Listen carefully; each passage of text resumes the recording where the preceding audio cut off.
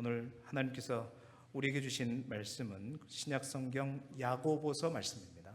야고보서 1장 21절부터 25절까지의 말씀을 오늘 계속해서 야고보서의 말씀을 가지고 신앙인이 꼭 해야 할 일이라는 제목으로 하나님의 말씀을 함께 나누고 대언하기를 원합니다. 지금 우리는 야고보서를 통해서 신앙인의 삶을 다시 한번 깊이 있게 들여다보고 있습니다. 그 첫 시간으로 우리가 형제들아 속지 말라라는 말씀을 통해서 우리가 땅의 것, 눈에 보이는 것에 현혹되거나 속지 말고 진짜 좋은 것은 땅에 있는 것이 아니라 어디에 있다? 하늘에 있다. 우리 하늘 하나님께 있다. 하늘 하나님께로부터 온다는 사실들을 함께 나누었고 또 그 하나님이 어떤 하나님인가를 함께 첫 시간에 나누었습니다. 그리고 지난주 두 번째 시간에는 이제 형제들아 너희가 알지니 라는 그 말씀을 붙들고 우리가 신앙인들이 또 알아야 할 일들에 대해서 나누었습니다. 여러분, 믿음의 사람들이 알아야 될 것이 많이 있습니다. 물론 믿음의 사람들이 알아야 될 하나님도 알아야 하고 예수님도 알아야 되고 성령님이 누구신가도 알아야 됩니다. 십자가의 보혈이 무엇인가도 알아야 되고 거듭남의 비밀 또한 우리 모두가 알아야 하죠. 그러나 반드시 또 우리가 알아야 할 것들이 있음을 야고보 기자는 우리에게 말해주고 있다. 그것은 뭐냐? 사람들이, 믿음의 사람들이 어떻게 들어야 하는지, 그리고 어떻게 말해야 하는지, 그리고 어떻게 성내야 하는지에 대해서 말을 하였습니다. 듣기는 어떻게 하라고 했습니까? 듣기는 속히 하라. 그 말은 잘 들어야 된다는 것입니다. 먼저 잘 들어야 된다는 것. 하나님의 말씀, 특히 그 하나님의 말씀을 잘 듣는 우리 길쭉의 모든 성도들이 되시기를 바랍니다. 말하기는 어떻게 해야 되죠? 더디해야 됩니다. 꼭 필요한 말인지, 꼭 해야 될 말인지, 이 말이 덕을 끼치는 말인지, 사람을 세우는 말인지, 또 긍정적인 말인지를 분별하고 생각하고 말해야 된다. 특히 불량하고 악한 자들의 구부러진 말, 그 말을 경계하라고 하였습니다. 구부러진 말을 우리가 들으게 되면 우리도 모르게 우리의 마음이 어떻게 된다? 구부러지게 된다라고 말씀을 드렸어요. 세 번째, 성내는 것은 성을 내지 않을 수는 없지만 성내는 것도 어떻게 하라? 더디해야 된다는 것입니다. 우리 그리스도인들이 또한 성내는 것도 제대로 알아야 된다는 겁니다. 더디해야 된다. 믿음의 사람이 성을 내면 그것이 바로 하나님의 의를 이루지 못하기 때문에 우리가 성이 나도 참아야 되는 이유는 다른 게 아니라 누구 때문이다? 하나님 때문이다. 하나님의 의를 이루기 위해서 하나님 때문에 우리가 참는 것이지 다른 것 때문에 참는 것이 아니라는 것입니다. 그리고 지난 시간 또 그 말씀을 드렸죠. 우리 인간이라는 게 여섯째 날 그리고 일곱째 날에 안식하신 그 사이에 딱 만들어진 존재로서 그게 아주 기가 막히게 우리가 분노를 이기지 못하고 정말 하나님 앞에 감정을 이기지 못하면 같은 날 창조했던 짐승과 같은 사람이 될 수도 있지만 우리가 그 분노를 잘 다스리고 성내기를 더디할 때 우리는 하나님처럼 하나님의 형상을 닮은 처럼 정말로 아름다운 모습을 지닐 수 있음을 말씀드렸습니다. 사랑하는 성도 여러분, 마음을 다스리시기를 소망합니다. 오늘 이 자리에 오기 전에 혹 가정에서 다투고 오신 분들이 있다면 회개하시기를 바라고 꼭 돌아가셔서 화해하시기를 바랍니다. 이제 오늘은 그 말씀의 연속입니다. 오늘은 말씀이 이어서 야고보서 1장 21절부터 25절까지의 말씀인데요. 이제 19절에 걸려 있는 것입니다. 형제들아 너희가 알지니, 여기에서부터 계속해서 연결되는 것입니다. 너희들이 알 것 세 가지 있다. 듣는 것, 말하는 것, 성내는 것. 이거 하나 하고 또 하나 중요한 거, 이제 본격적으로 성도라면 하나님의 사람이라면, 믿음의 사람이라면 하나님의 말씀을 들어야 되는데, 그 하나님의 말씀 앞에 우리가 갖춰야 할 태도가 있다는 거예요. 그 하나님의 말씀을 앞에 우리가 행해야 할 일들이 있다는 것입니다. 오늘 그 말씀을 잘 읽어보니 세 가지 동사가 눈에 띄더라고요. 그 하나님의 말씀 앞에 우리가 가져야 할 태도, 신앙인들이 꼭 알아야 할 일, 세 가지 행할 일이 뭐냐? 첫째는 버리라, 둘째는 받으라, 셋째는 행하라 입니다. 오늘 말씀 속에서 버리고 받고 행하라는 말의 의미가 무엇인지를 분명히 깨닫고 신앙인으로 살아야 될, 해야 될 꼭 이 세 가지를 행함으로 주께 영광 올려드리는, 주님을 소망 삼고 주님의 영광을 위하여 일하는 저와 여러분이 되시기를 주님의 이름으로 축원합니다. 첫 번째로 말씀 앞에 우리가 첫 번째 행해야 될 첫 번째 일은 뭐냐? 바로 버리라입니다. 마음의 돌밭과 가시밭을 치워라는 얘기죠. 오늘 본문 21절 상반절을 함께 보게 되면, 그러므로 뭐라 그랬어요? 모든 더러운 것과 넘치는 악을 내버리고 라고 되어 있습니다. 여러분, 야고보는 말씀 앞에 선 우리가 가장 먼저 해야 될 일이 뭐냐면 내버리는 것입니다. 모든 더러움과 넘치는 악을 먼저 버리고 그 다음에 영혼을 구원할 그 말씀을 받으라고 말하고 있는 것이죠. 어렵지 않습니다, 여러분. 단순합니다. 받기 위해서는 먼저 어떻게 해야 된다? 내 안에 있는 것을 버려야 된다는 것이죠. 쉽게 예를 들어보겠습니다. 어느 날 한 젊은 제자가 지혜롭고 지혜로운 스승을 찾아갔다고 합니다. 그는 그 스승에게 이렇게 말했답니다. 스승님, 제가 책도 많이 읽었습니다. 그리고 스승님께 오기 전에 여기저기에서 많은 것들 또한 가르침을 받았습니다. 신앙생활도 오랫동안 했습니다. 그러고서 이렇게 말합니다. 스승님, 저는 스승님을 통해서 하나님을 더 깊이 알고 싶습니다. 더 많은 하나님의 말씀과 진리를 배우고 싶습니다. 저에게 가르쳐 주십시오 라고 얘기했다고 해요. 자, 그러자 스승은 조용히 고개를 이렇게 끄덕이면서 찻잔을 가져오고 주전자를 가져왔다고 합니다.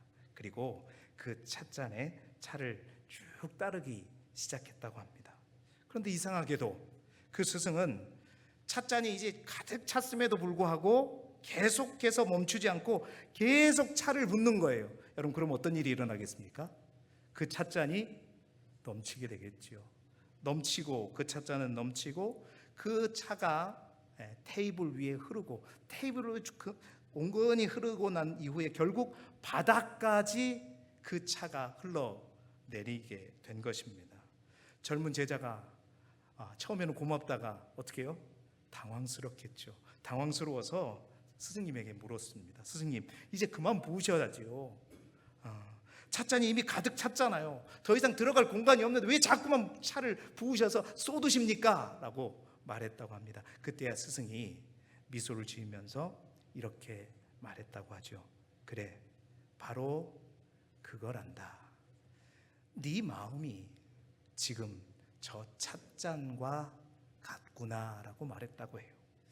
이미 네 생각과 네 경험과 네 교만과 네 고집과 네 의로 가득 차 있는데 아무리 진리를 부어도 네 마음은 이미 넘쳐 흘려버리는 것이다. 먼저 비워야 된다. 네 안에 내가 가지고 있는 것을 비워야지만 새롭게 채울 수 있는 것이다 말했답니다. 여러분, 그렇습니다. 우리의 마음, 어쩌면 이 찻잔과도 같을 수 있겠다라는 생각이 들어집니다. 아무리 좋은 하나님의 말씀을 그 말씀이 주어져도 여러분, 죄로 가득 찬 마음, 또한 교만과 자기 의로 꽉 찬 상태에서는 그 하나님의 말씀이, 주옥과 같은 고귀한 그 하나님의 말씀이 결코 스며들 수 없다는 것입니다. 먼저 비우고 먼저 버려야 온전히 받을 수 있다는 것입니다. 여러분, 예수님도 사실 마태복음 13장에서 이것을 비유해서 동일한 말씀을 하셨습니다. 씨 뿌리는 비유 여러분 잘 아시죠? 4가지 마음의 밭 이야기를 하시지 않습니까? 아무리 좋은 하나님의 말씀이라 할지라도 그 말씀의 씨가 중요하지만 더 중요한 것은 그 비유를 통해서 예수님께서 말씀하시고자 하는 것은 바로 마음의 밭에 대해서 말씀하시죠. 마음밭이 길바닥같이 닳고 다른 마음이라면, 또 그 마음의 밭이 돌로 가득한 마음이고, 또 그 마음의 밭이 가시더미로 가득한 그런 마음이라면 말씀이 들어가지 않는다는 거죠. 그러니까 먼저 그것들을 갈아 엎어야 된다는 주님의 가르침입니다. 그래서 길을 드러내고 무거운 돌을 다 치워버리고 무성한 그 가시덤불을 다 치워버려야 된다. 그래야 하나님의 고귀한 말씀이 그 속에 뿌리를 내릴 수 있다는 것입니다. 사랑하는 성도 여러분, 우리 주님께서 말씀하신 것처럼 갈아엎기를 소망합니다. 아니, 우리 주님께서 갈아엎어 주시기를 간절히 소망합니다. 자, 오늘 본문 속에서 여기서 더러운 것이란 말은 원래 어떤 의미냐면 원어적으로는 그런 의미입니다. 찌꺼기. 그리고 우리말로 더 와닿게 얘기하면 이 더러운 것이란 말의 원어적 의미는 찌든 때를 말하는 거예요. 찌든 때, 잔재물이라는 뜻입니다. 그러니까 쉽게 말해서 겉으로는 찌든 때는 그렇잖아요.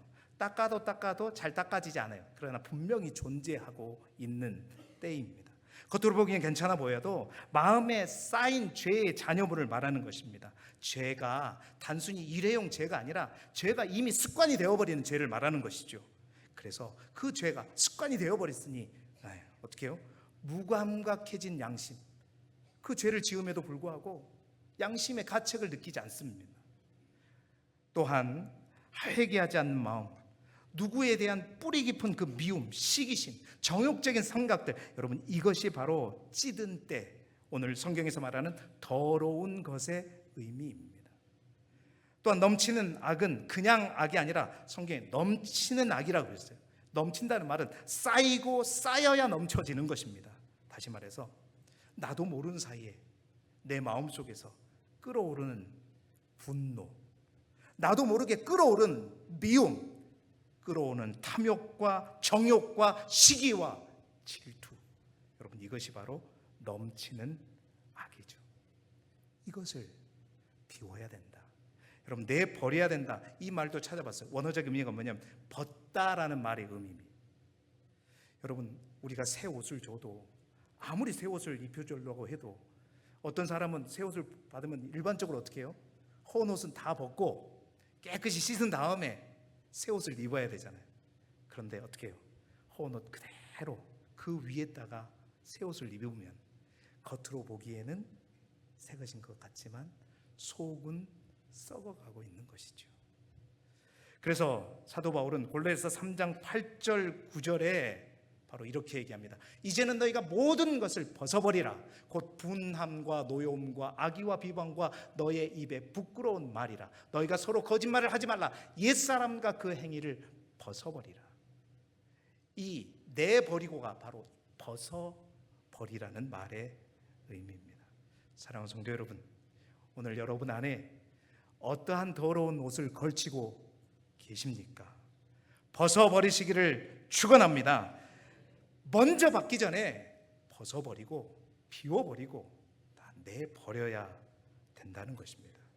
오늘 이 말씀을 통해서 우리의 자신의 마음속을 한번 비추어 볼 수 있기를 소망합니다.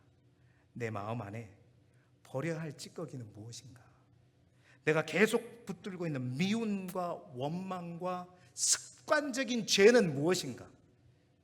나도 모르게 막 끌어올리는 분노와 시기와 질투와 미움이 생각나신다면 반드시 그리스도 예수 이름으로 다 벗어버리기를 소망하고 끊어버리기를 소망하고 던져버릴 수 있기를 소망합니다. 첫 번째는 뭐냐? 버리라는 겁니다. 자, 두 번째, 마음속에 더러운 것을 내버린 다음에 말씀 앞에 선 우리의 태도 두 번째는 뭐냐? 바로 받으라는 겁니다. 받되 어떻게 받으라? 말씀을 겸손히 받으라는 거예요. 21절 하반절에 보면 너희 영혼을 능히 구원할 바 마음에 심어진 그 말씀을 어떻게 받으라고요? 온유함으로 받으라. 여러분, 버릴 것을 버렸다면 이제는 어떻게 해야 됩니까? 받아야 합니다. 사랑하는 여러분, 하나님의 말씀을 거부하지 마시기를 바랍니다. 아멘으로 받으시기를 바랍니다. 온유함으로 받는다는 말은 영어 성경에 보면 뭐라고 되어 있냐면 겸손함으로 해석하고 있어요. 그러니까 온유함으로 받아는 것, 내 마음을 낮추고 겸손함으로 받아라. 그 말씀을 내가 해석하거나 내가 평가하거나 내가 저울질하지 아니하고 겸손하고 낮은 자세로 그 말씀을 받으라는 의미입니다. 여러분, 말씀을 받는 우리의 자세가 굉장히 중요합니다. 그 말씀은 설교로 선포되어지는 말씀뿐만 아니라 우리가 집에서 읽고 묵상하는 말씀 또한 동일합니다. 그 말씀을 받는 우리의 자세가 너무나도 중요합니다. 데살로니가 교회에 우리가 정말로 배워야 될 한 가지 사실이 있습니다. 그 교회 교인들에게 본받아야 할 중요한 사실이 있어요. 다름 아닌 말씀을 받는 태도였습니다. 사도 바울은 데살로니가전서 1장 6절에 그들에게 이렇게 말하는데요. 우리 함께 읽어볼까요? 시작. 또 너희는 많은 환난 가운데서 성령의 기쁨으로 말씀을 받아 우리와 주를 본받는 자가 되었으니. 여러분, 데살로니가 교회 교인들의 우리가 본받아야 될 것, 말씀을 받을 때 어떻게 받아라? 어떻게 받아라고요? 글자가 안 보이십니까? 성령의 기쁨으로 말씀을 받아야 된다. 데살로니가 교회는 선포되어지는 말씀이나 또 교육받는 말씀이나 그들이 보는 모든 말씀을 받을 때에 성령의 기쁨으로 그 말씀을 받았고, 그 성령의 기쁨으로 말씀을 받았더니 어떻게 해요? 주를 본받는 자가 되더라 하는 겁니다. 뿐만 아닙니다. 데살로니가서 2장 13절 말씀입니다. 우리 좀 길지만 다시 한번 읽어보죠. 시작. 이러므로 우리가 하나님께 끊임없이 감사함은 너희가 우리에게 들은 바 하나님의 말씀을 받을 때에 사람의 말로 받지 아니하고 하나님의 말씀으로 받음이니 진실로 그러하도다. 이 말씀이 또한 너희 믿는 자 가운데에서 역사하느니라. 아멘. 데살로니가 교회는 하나님의 말씀을 받을 때 성령의 기쁨으로 그 말씀을 아멘 아멘 하면서 받을 뿐만 아니라, 그 말씀이 사도 바울의 말이 아니라 그 누구의 말이 아니라 누구의 말을? 하나님의 말씀으로. 하나님께서 바울에게 그 말씀을 전해주셔서 그 하나님의 말씀을 대언하는 것으로, 즉 바울이 선포된 그 설교와 그 말이 누구의 음성으로? 주님의 음성으로, 하나님이 나에게 들려주시는 육성으로 들었다는 겁니다. 여러분, 선포되어지는 모든 말과 하나님의 말씀을 하나님의 음성으로, 하나님의 말씀으로 들을 때 어떤 일이 일어납니까? 오늘 말씀 다시 한번 띄워주십시오. 그 말씀이 또한 너희 믿는 자 가운데 뭐라고 그랬어요? 역사하느니라. 그 말씀을 사람이 말이 아닌 하나님의 말씀으로 받아들이고 그 하나님의 명령으로 받아들일 때 그 말씀이 그냥 들려지는 말씀으로 끝나는 것이 아니라 나의 삶 속에 역사하는 말씀으로 된다는 겁니다. 역사한다는 것은 그 말씀이 나의 삶을 이끌어가고 다스리고 나의 삶에 영향력을 끼치고 놀라운 하나님의 역사를 이루어 간다는 것입니다.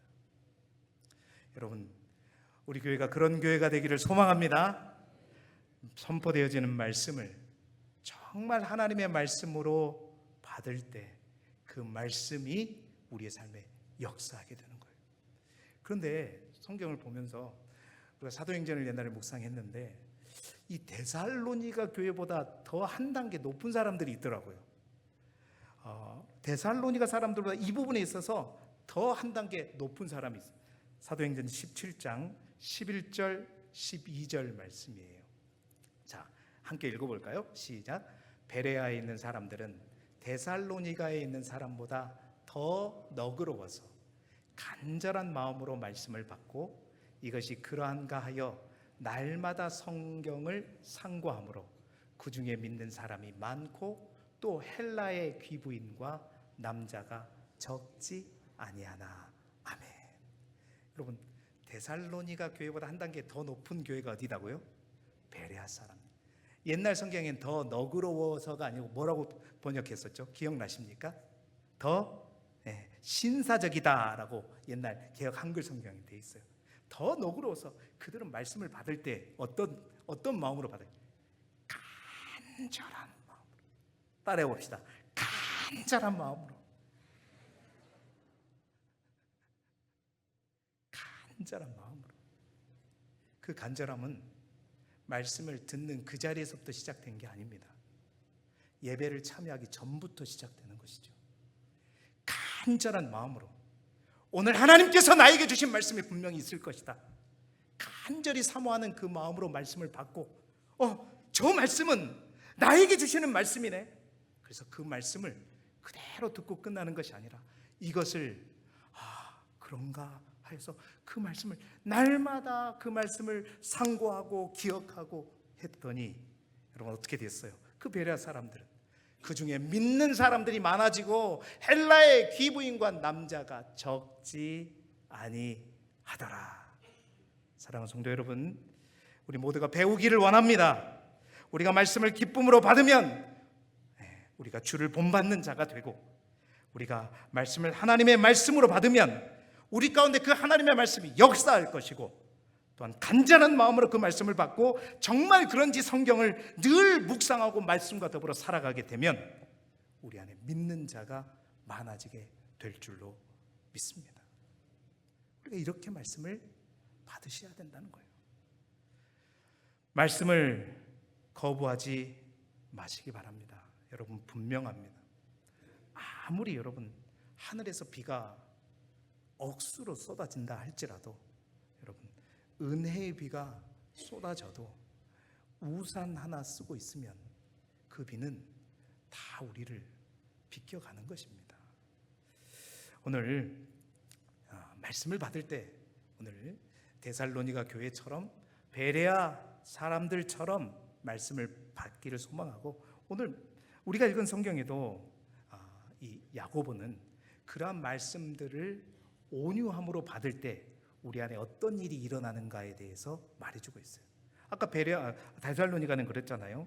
말씀을 기쁨으로 받으면 주를 본받는 자가 되고, 그 우리가 말씀을 하나님의 말씀으로 받으면 그 하나님의 말씀이 우리 가운데 역사하는 말씀이 되고, 또한 그 말씀을 간절함으로 말씀으로 받고 그 말씀을 상고하게 되면 믿는 자가 많아진다고 했는데, 오늘 야고보는 뭐라 그랬냐면 그 말씀을 온유함으로 받게 되면 어떤 일이 일어나느냐. 첫 번째는 그 말씀이 우리의 영혼을 구원한답니다. 21절 하반절에 너희의 영혼을 능히 구원할 바 마음에 심어진 말씀을 온유함으로 받으라. 그러니까 온유함으로 말씀을 받을 때 우리의 영혼이, 그 말씀이 우리의 영혼을 능히 구원한다는 겁니다. 여러분, 말씀은 우리의 영혼을 구원함을 깨달으시기 바랍니다. 말씀을 들을 때 우리가 믿음이 생기기 때문에 그 믿음으로 우리는 구원을 받게 되는 것이죠.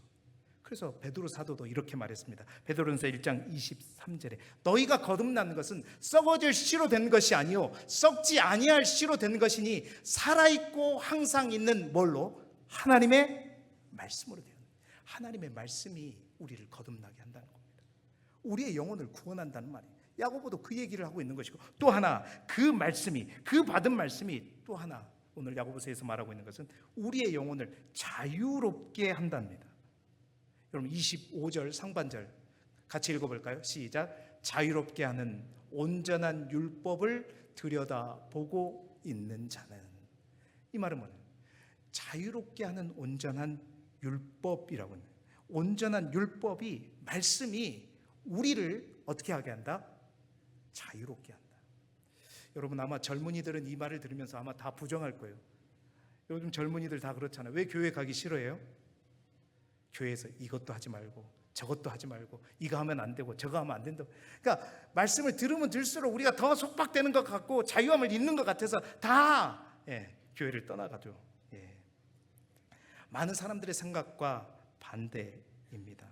많은 사람들은 그렇게 생각한다는 거죠. 말씀이, 율법이 우리를 가두고 우리를 구속한다고 생각한다. 근데 야고보는요 그렇게 말하지 않습니다. 하나님의 말씀이 우리를 어떻게 한다? 자유케 한다. 여러분, 이것이 무슨 의미일까요? 그런 것 같습니다. 우리가 살아가면서 보는 많은 것들 중에서 겉으로 보기에는 자유 같지만 사실은 그게 속박인 것이 있고, 또한 겉으로 보기에는 그것이 우리를 구속하는 것 같고 속박하는 것 같지만 사실은 그것이 참 자유인 것들이 있습니다. 몇 가지 예를 들어보죠. 여러분, 우리나라도 이 마약의 문제가 심각합니다. 드라마에도 이제 마약 문제가 공공연하게 주제로 등장하고 있음을 보게 되죠. 여러분, 마약을 왜 할까요? 이 질문을 제가 여러분한테 물어보는 것이 잘못이죠. 마약을 한 번도 해보지 않은 여러분들한테 여러분, 마약을 왜 할까요? 그들이 말하기 왜 마약을 할까요? 마약을 하게 되면 엄청난 쾌락이 있다고 합니다. 그러니까 엄청난 자유함이 있다고 그래요. 자기를 얽매이고 자기를 묶고 있었던 모든 것으로부터 자기가 그냥 프리해지고 자유해지고, 그래서 너무 좋다는 거예요. 그 황홀감 때문에, 그 기쁨 때문에, 그 쾌락 때문에 그걸 못 잊는다는 거죠. 여러분, 그런데 우리는 잘 알고 있지요. 그것이 자유인가? 아니죠. 또 다른 속박입니다. 사실은 중독이요, 또 다른 것에 속박이 된다는 것이요. 겉으로 보기는 자유를 누린 것 같지만 사실은 더 속박당하는 것입니다. 자, 반대로 여러분, 속박당한 것 같아도 사실은 참 자유를 주는 것들이 있어요. 가장 쉽게 예를 들자면 이스라엘 예로 들어봅시다. 양 있죠. 양을 울타리에 가두어 놓습니다. 자, 그 울타리는 그 양을 제대로 움직이지 못하고 속박하고 그의 양의 자유를 제한하고 있는 것처럼 여겨지죠. 그러나 여러분, 그 울타리가 속박 같아도, 구속하는 것 같아도 그 울타리 안에서 그는 진정한 자유함을 누리게 됩니다. 울타리가 싫어서 그 속박이 있어서 울타리 밖을 나가는 순간 어떻게 돼요? 그 양은 어떻게 자유해지는 것이 아니라 맹수에게 잡혀먹게 되는 것이죠. 그렇습니다. 우리가 성경을 보게 되면 다 이거 하지 말라, 저거 하지 마라, 이거는 이래라, 저건 저래라, 그렇게 말합니다. 하나님의 말씀이 울타리로 우리를 속박하는 것 같아요. 그러나 여러분, 그 안에 머무는 것이 여러분 참된 자유를 누리는 길임을 분명히 깨달으실 수 있기를 소망합니다. 제가 언젠가 그 이야기 한 적이 있어요. 하늘을 나는 연 있죠? 연이 하늘을 날고 있는데 잘 보면 뭐라 그래요? 얼레라 그럽니까? 그 연은 실에, 얼레에 의해서 실에 묶여 있습니다. 속박되어 있죠. 그런데 여러분, 그거 아시죠? 저 연을, 이 실이, 이 얼레가 속박하고 있는 것처럼 보이지만 사실은 저 끈이, 그 실이 저 연을 자유롭게 날게 하는 길이라는 겁니다. 이러한 영적인 원리와 같습니다. 그 끈이 실어서 연이 저 끈에서 끊어지면 어떻게 되느냐? 자유를 누릴 것 같지만 땅으로 추락하게 되는 것이죠. 사도 바울은 바로 그 얘기를, 오늘 야고보 기자는 그 이야기를 하고 있는 것입니다. 여러분, 하나님의 말씀도 똑같습니다. 그 말씀이 우리를 속박하는 것 같지만 그 말씀의 끈이 우리를 성령 안에서 자유롭게 날게 하는 길이 되는 것이죠. 사랑하는 성도 여러분, 긴 말이 필요 없습니다. 말씀 그대로 받으시기를 바랍니다.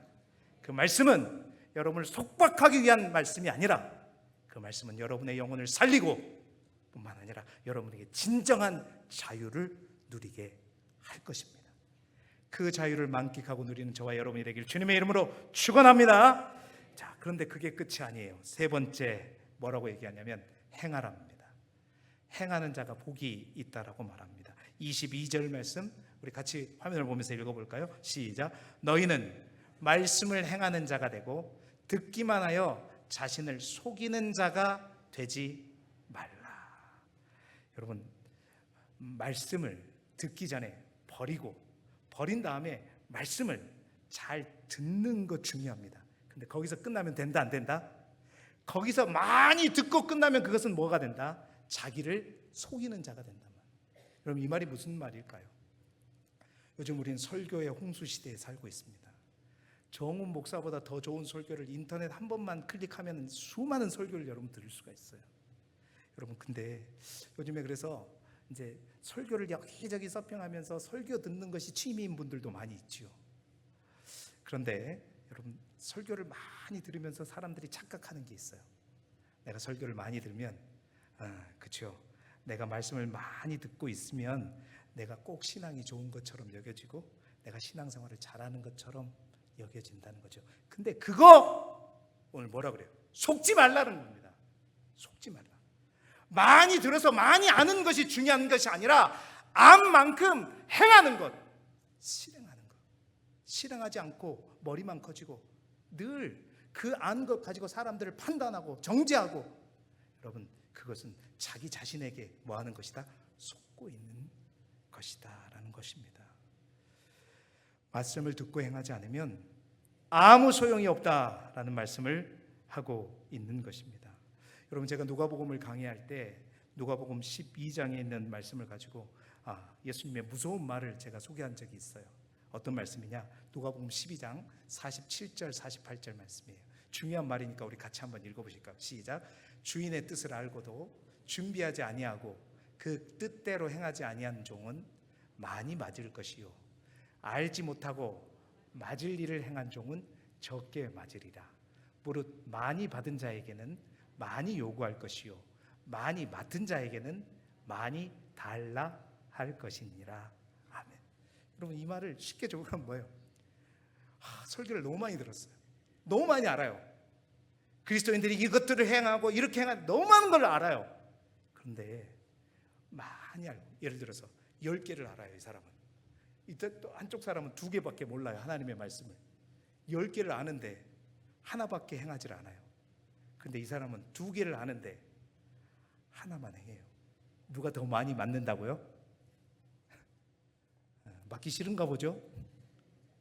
많이 알고서는 그렇게 살지 못하고 그 말씀대로 삶이 변화되지 않는 사람들에게는 너희들은 내가 나중에 더 많이 맴매할 거다 이 말이에요. 더 많이 나한테 맞을 거다. 왜? 많이 알았는데, 많이 들었는데, 그랬는데 그럼에도 불구하고 행하지 않았기 때문에. 차라리 그러려면 어떻게 하라고? 적게 들고 적게 하라. 여러분 건면합니다. 대한민국에 설교 잘하는 분 설교 엄청나게 많습니다.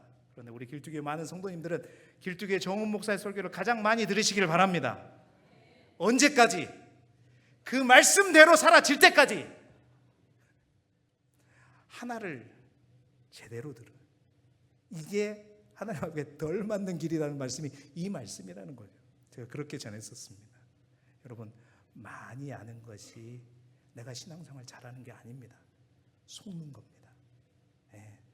안 대로 행하시기를 주님의 이름으로 축원합니다. 감사한 건 뭐냐면 이렇게 행하는 자들에게 복이 있다고 말하고 있다는 겁니다.